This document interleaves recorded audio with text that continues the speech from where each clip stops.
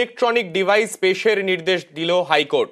গাজিয়াবাদ থেকে যে electronic device উদ্ধার হয়েছিল সেই সমস্ত ডিভাইস এবার হাইকোর্টে পেশ করার নির্দেশ। হার্ড ডিস্ক, ওএমআর শিট সহ সমস্ত নথি আদালতে পেশের নির্দেশ দেওয়া হয়েছে। 24শে জানুয়ারি পেশ করার নির্দেশ দেওয়া হয়েছে। আমাদের প্রতিনিধি অর্ণব রয়েছেন আমাদের সঙ্গে।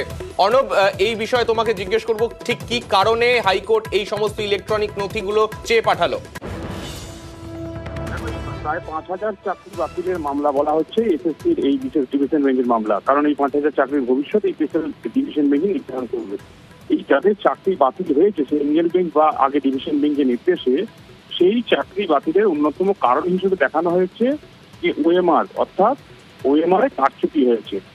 একাধিক পরীক্ষার্থী যারা চাকরি পেয়েছেন, চাকরি হারিয়েছেন, তাদের যুক্তি ওই ওএমআর সঠিক নয়, ওই ওএমআর জালিয়াতি করে ওই ধরনের কারচুপির ওএমআর বলা হচ্ছে, ওটা তাদের ওএমআরই নয়।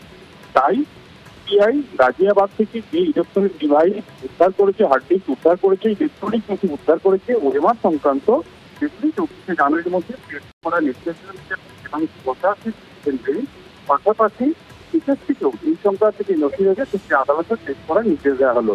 দুই চাকরি হারানো, অর্থাৎ যারা চাকরি হারিয়েছেন এরকম যারা মামলা করেছেন তাদের তরফে ওই ওএমআর আদালতের নজরদারিতে দেখতে চাওয়ার আবেদন করা হয়।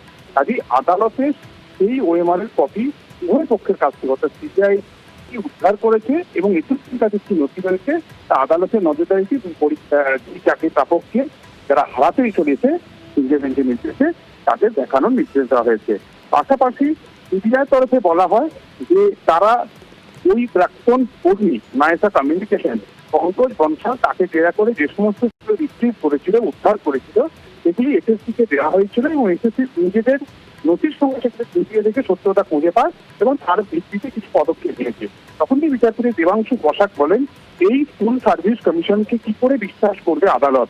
কারণ এই ফুল সার্ভিস কমিশন এই এক কথা বলে, দুদিন পরে আরো একরকম কথা তারা বলতে শুরু করেছে।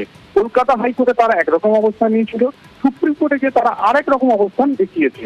আবার এই বিশেষ ডিভিশন বেঞ্চ যখন তাদেরকে অবস্থান জানানোর নির্দেশ দিয়েছে, বারবার বলার পরও যে অবস্থান তারা জানিয়েছে সেখানটা নিয়েও আদালত খুব একটা সন্তুষ্ট নয়। সব মিলিয়ে উভয় পক্ষের কাছ থেকে নথি পাঠানো হয়েছে, সেই নথি আসার পরই হয়তো আদালত এই বিষয়ে পরবর্তী পর্যবেক্ষণ রাখতে পারে। বেশ, ধন্যবাদ অর্ণব।